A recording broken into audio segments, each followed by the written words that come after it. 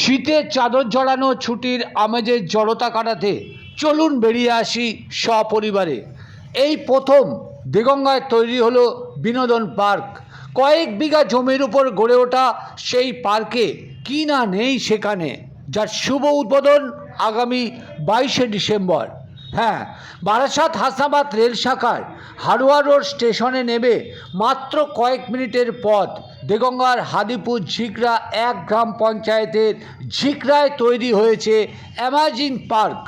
বাচ্চাদের একাধিক দোলনার পাশাপাশি হাতির সুরের স্লিপার, ছোট ছোট শিশুদের জন্য বয়সানুক্রমে রকমারি দোলনা সহ জিরাফের পিঠে উঠে মুখে চড়ে বসার আনন্দ, ঘোড়ার দোলনার দোলনিতে মিলবে আনন্দের ফোয়ারা, মৎস্যকন্যা শয়নের অপরূপ চিত্র ভাস্কর্যের পাশাপাশি বিভিন্ন ধরনের মাল্টি জিম, যা সম্পূর্ণ নিখরচায় আপনিও আপনার পরিবারের সদস্যরা আনন্দ উপভোগ করতে পারবেন মজার আনন্দে ভরা এই অ্যামাজিং পার্কে এলেই।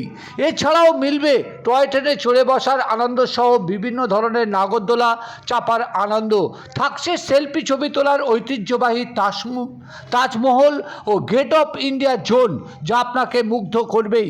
হারোয়া রোড স্টেশন সংলগ্ন এই পার্কের ভিতরে আর কি কি আছে সবটাই লাইভ ভিডিও দেখার জন্য চোখ রাখুন নজরে দেগঙ্গা পেজে।